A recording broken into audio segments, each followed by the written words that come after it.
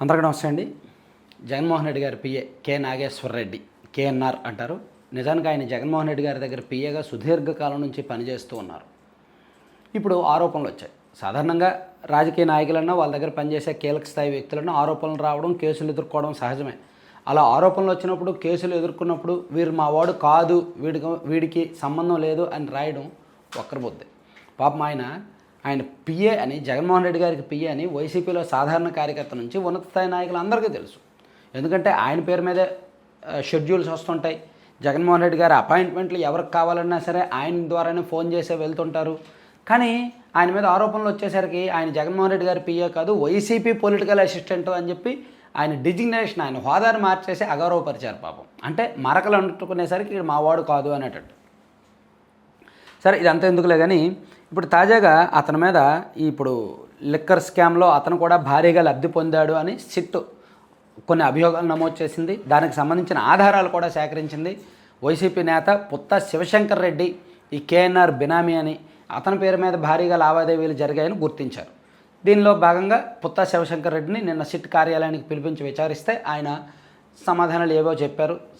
అసలు సంబంధం లేని సమాధానాలు చెప్పారు.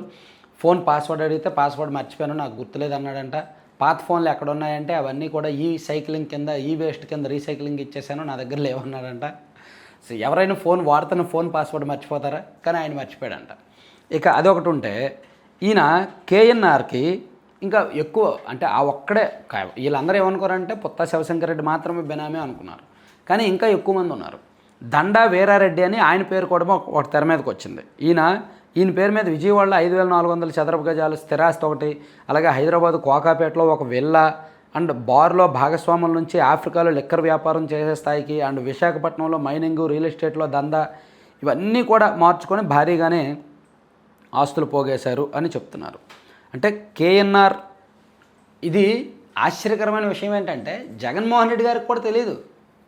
ఆయన పిఏ తనకు తెలియకుండా ఏదో సాధారణంగా పిఏలు ఏం చేస్తారండి, చిలక కొట్టుడు కొడుతుంటారు. 1 లక్ష రూపాయలు లావాదేవీ జరిగితే ఒక 5,000, 10%, 5% కమిషన్లు తీసుకుంటారు. సో సీఎం దగ్గర పిఏగా పనిచేశాడు అంటే ఆ 5 ఏళ్లలో సంవత్సరానికి ఒక 5 కోట్ల చొప్పున ఒక 25 కోట్లు వెనకేసుకున్నాడు అంటే ఆశ్చర్యం అవసరంలా. కానీ కోకాపేటలో విల్లా కావచ్చు, ఇక్కడ విజయవాడలో రామవరపాడు రింగ్ రోడ్లో ఒక హ్యూండాయ్ షోరూమ్ ఉంటుంది తెలుసు కదా, ఆ హ్యూండాయ్ షోరూము ఒక ముస్లిం వ్యక్తిది. సో ఆయన్ను బెదిరించి ఆయన దగ్గర 51% వాటా కేఎన్ఆర్ తీసుకున్నారంట.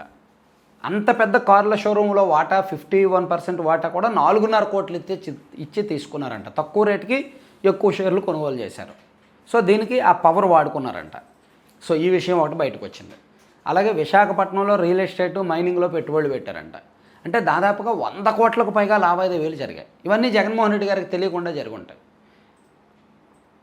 ఇప్పుడు అంటే ఇవన్నీ విచారణలో ఒక్కొక్కటి బయటకు వస్తున్నాయి. ఆల్రెడీ పుత్తా శివశంకర్ రెడ్డి విచారణ అయిపోయింది. ఆయన దగ్గర నుంచి రావాల్సిన సమాచారం వచ్చింది. కొంత ఆయన ఏదో పొంతలేని సమాధానం చెప్పాడు, పంపించారు, మళ్ళీ పిలుస్తాంలే అని. ఇక దండా వీరారెడ్డి గారి పేరు తెర మీదకి వచ్చింది. ఇప్పుడు ఆయన్ని కూడా విచారణకు పిలుస్తారు.